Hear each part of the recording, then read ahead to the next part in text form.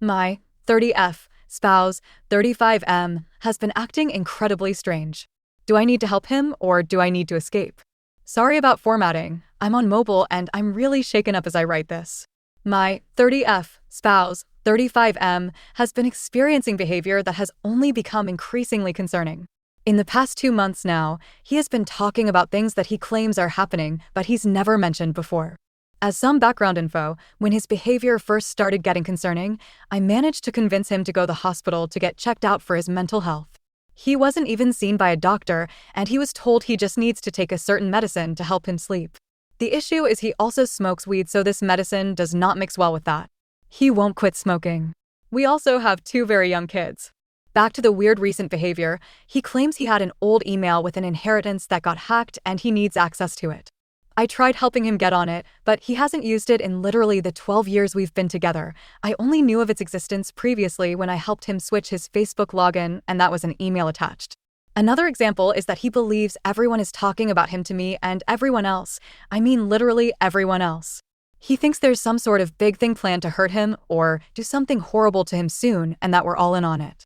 On a few other separate occasions, he's asked about a show that we're on and asked how much money I'm being paid to keep a secret. He also thinks I'm having secret phone calls and that I've apparently left the room to accept these calls, which then results in me coming back crying about something I've apparently discussed on the phone. Whenever I try to explain to him that none of this is happening, he fights back saying that I'm just lying to him and to tell him the truth. That I need to tell him the truth or something bad is going to happen. It's gotten so bad, he ended up getting fired from his job because he was barely showing up. He kept going to the cop station to make a report instead of going to work. After he got fired, there was some sort of tense situation where they ended up calling a wellness check for him because they were afraid he's going to come back and hurt someone. The cops showed up while I was also home, and he said he wouldn't hurt someone, he only acts in defense. In the recent weeks, he's gone from screaming at me demanding answers to just not talking to me at all. At this point, I'd rather he just not interact with me. The reason I'm writing this is because of what happened today. It was a nice day out, and I asked if he would come with me for a walk with our kids, to which he agreed to. He barely spoke a word to me or the kids on this walk, and when we came across a playground, I asked if we should take the kids there for a few minutes of play. He then got upset at me for suggesting it and said I always control everything and I'm the queen of the decisions. I didn't even tell him we were doing that, I just asked. When I mentioned this, he just said, "Do whatever you want, like always," so I figured why not. So I played with the kids at the playground and he did his own thing. Someone left a couple various balls there and he was throwing them around. He then picked up the football and threw it in my direction. It flew past me a couple feet from me. I asked why he did that and he said, "Why are you upset? It didn't hit you." To which I responded, "Well, what if it did?" He then said, "If I wanted it to hit you in the head, I would have thrown it that way." Then he started on a rant about how he's going through the same thing with everyone lying to him. After which he sat down in the corner of the park and was doing literally nothing. I was getting upset, so I packed up the kids and started walking to leave the park. I said to him, "We're going home," and started walking away. Apparently he tried to yell out to us, but ended up taking a different way home than we did. He told me this when he met me on the street when we were almost home, saying that next time I want to be an idiot and walk away, maybe stop and listen for him calling out. I didn't hear him, but honestly, he could have easily caught up to us. I was getting more and more upset and said I wanted to go for a drive to get coffee, and he said fine. I said I wanted to take the kids, and he asked why. Then I said fine, you stay home with them, and he said no, they can go with you, and started putting them in the car. I got in the car, and he got in the passenger seat, to which I asked him if he's coming with. He said yes and to drive. I told him I didn't want him coming with because he's being mean, and he said he could be a lot meaner. As I started driving away, he kept going off on the usual BS he's been talking about lately, and I told him I don't want to hear it. He started screaming at me to keep driving and shut the fuck up. I stopped the car and told him to get out, and he made a motion like he was going to punch me, but punched his hand in front of my face. At this point, I started crying and yelling at him to get out, and he yelled back, "No, just drive." I then said I should just drive him to the police station for that, and he said he would choke me unconscious before we even got there. I was crying even more at this point and said I don't want to be with him anymore and I want him out. He said no. He continued to be a dick for the rest of the car ride, where I pleaded with him to not treat me this way, especially in front of our children. It's not fair to them or to me. He said to not bring them into this. I said how couldn't I? They're literally in the car. Anyway, after I drove us home, he asked how long I've been waiting to break up with him and who I'm replacing him with. I told him I haven't been and there's no one else, which of course he doesn't believe. When he got inside, he even taunted me saying, "I should take you to the cop station," in a girly voice. He's outside smoking and I'm inside with the kids writing this.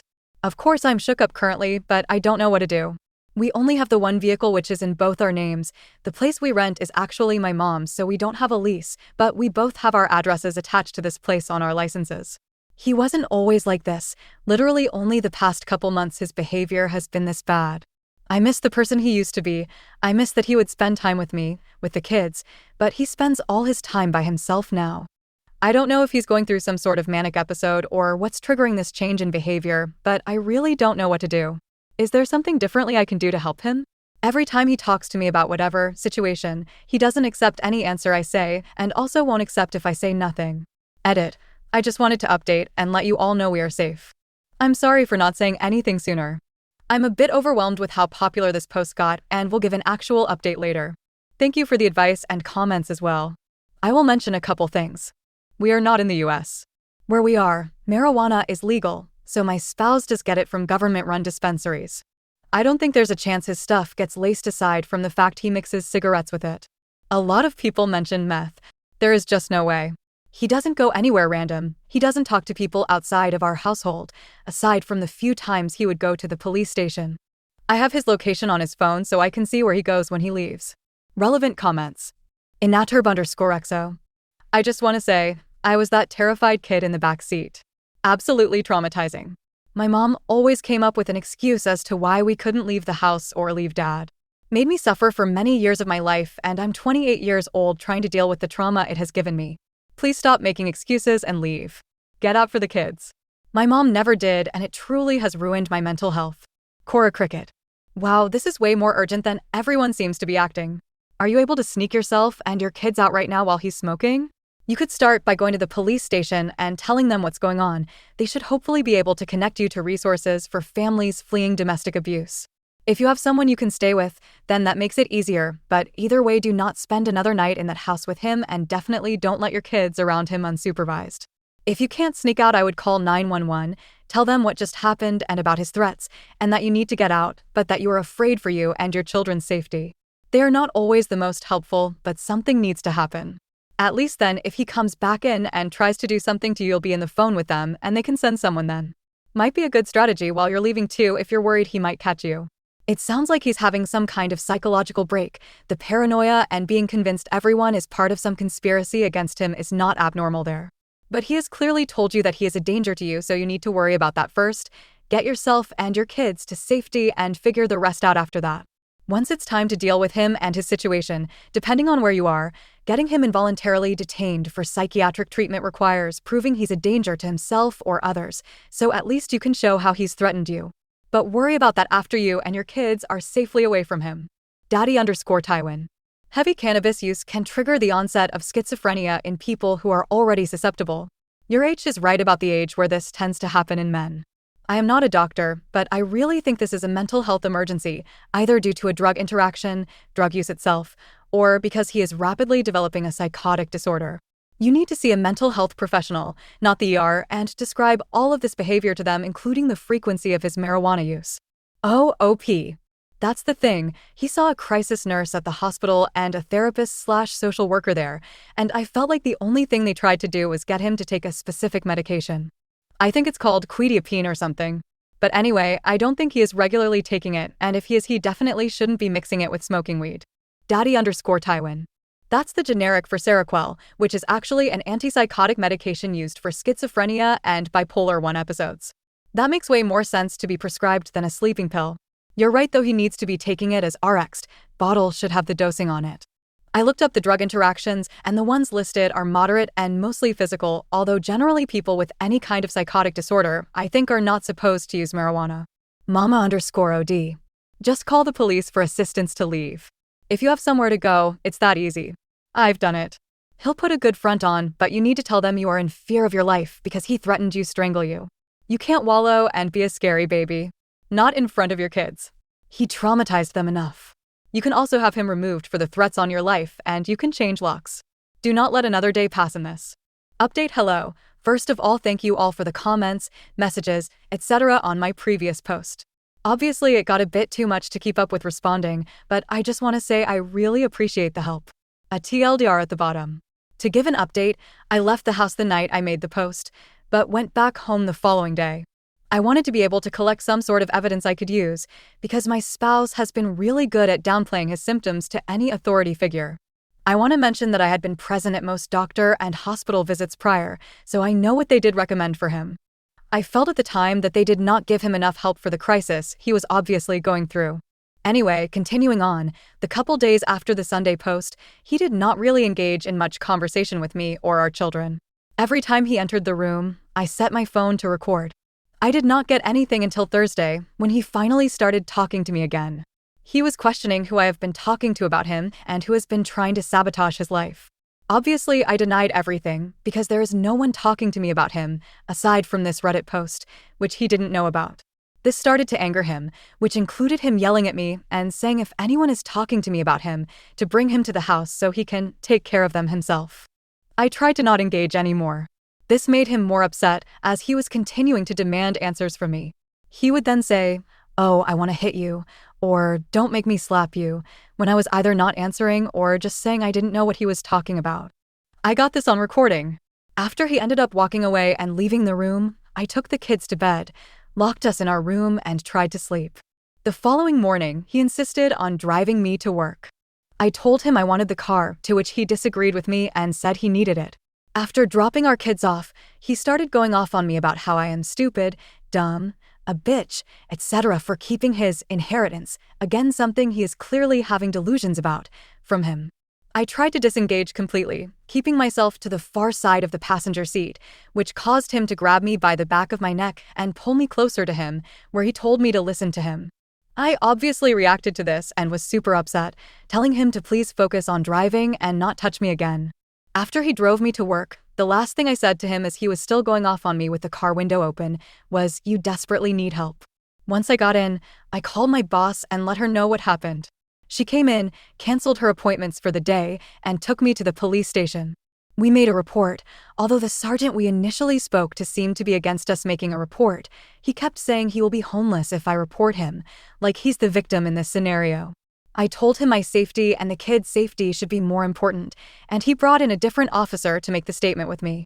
Once I completed that statement, they let me know to stay away from the house as they were going to arrest him, and will call once he's out of the house.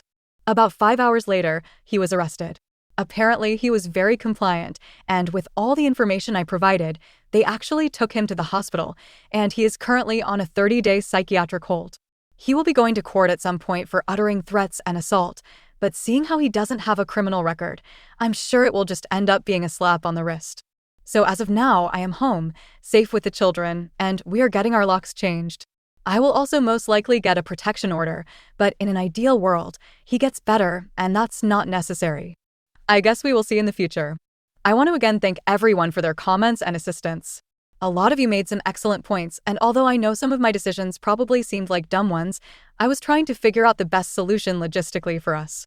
Any other future updates will be on my profile. TLDR, he was arrested yesterday and put on a psych hold. I'm okay physically, but not emotionally. Relevant comments. Psychonaut. I swear to God, fuck the police and that sergeant trying to talk you out of it. Gee, I really wonder why she doesn't go to the police. What a mystery. Good luck, OP. Saturated regulated. I dealt with something similar, but thankfully not with a romantic partner, and we shared no assets or children. It was terrifying, and I still am affected by it daily.